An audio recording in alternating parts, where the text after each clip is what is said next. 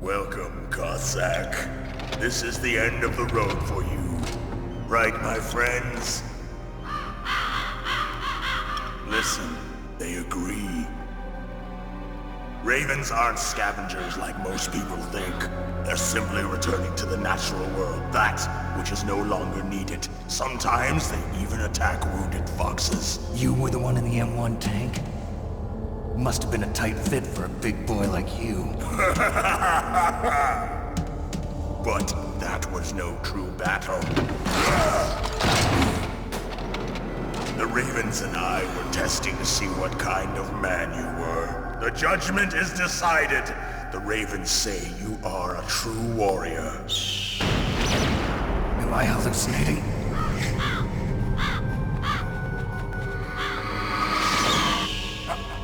I can't move. The Raven has put the mark of death upon you.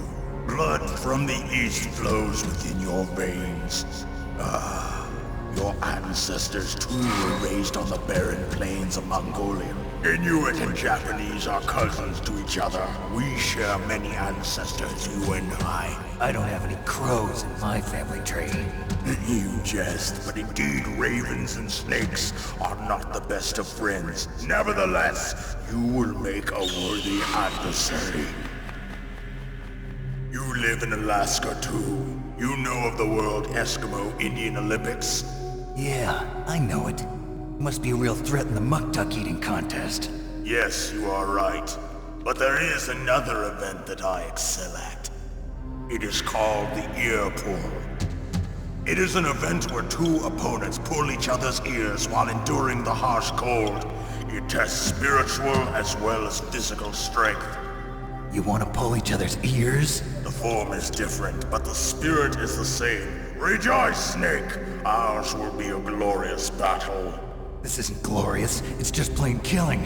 Violence isn't a sport. Well, we'll see if there's iron in your words.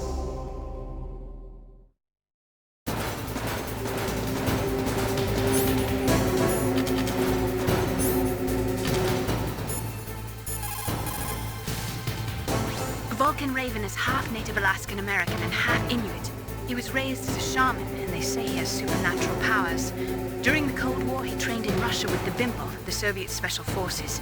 In 1993, he was demoted by President Yeltsin following his coup d'etat, so he fled the country and became a mercenary. After that, he joined those rent-a-war bastards at Outer Heaven, Inc. He stayed there until he joined us in Foxhound, thanks to a strong recommendation from Revolver Ocelot. That cannon he's holding is a 20mm Vulcan gun. You usually see them mounted on fighter planes. You can't take him on in a firefight. He'll make mincemeat of you. He's not just strong, Snake. He's a graduate emeritus from Alaska University, so he's a quick thinker, too. In any case, you'd better not try to attack him from the front.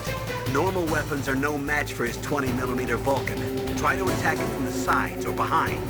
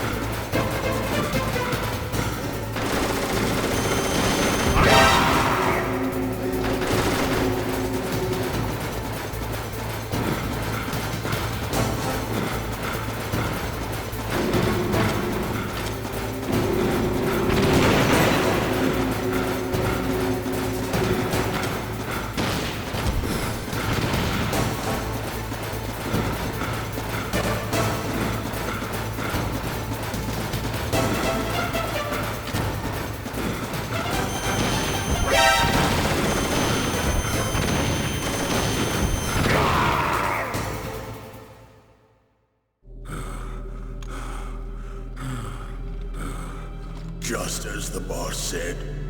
It is my existence, which is no longer needed in this world. But my body will not remain in this place.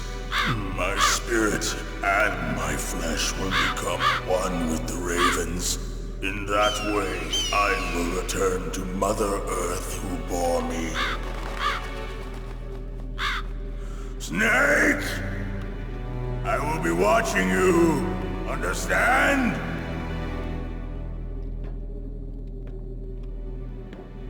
Snake, take this security card.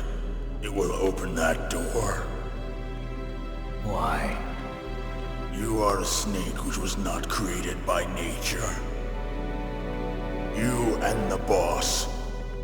You are from another world. A world that I do not wish to know. Go and do battle with him. I will be watching from above. First, I'll give you a hint. The man who you saw die before your eyes.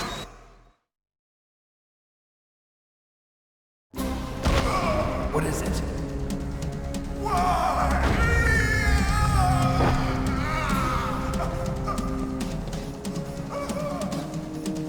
That was not the DARPA chief. It was Decoy Octopus, a member of Foxhound.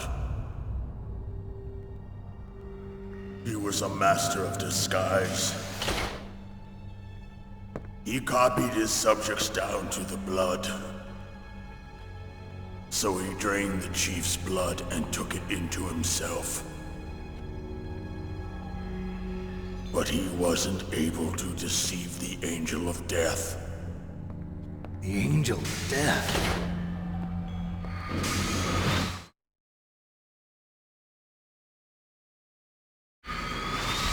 But why go to so much trouble? Why impersonate the chief? That is the end of my hint. You must solve the rest of the riddle yourself.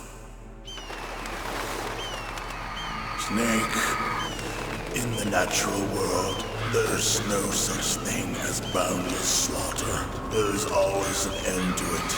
But you are different. What are you trying to say? The path you walk on has no end. Each step you take is paved with the corpses of your enemies. Their souls will haunt you forever. You shall have no peace. Hear me, Snake.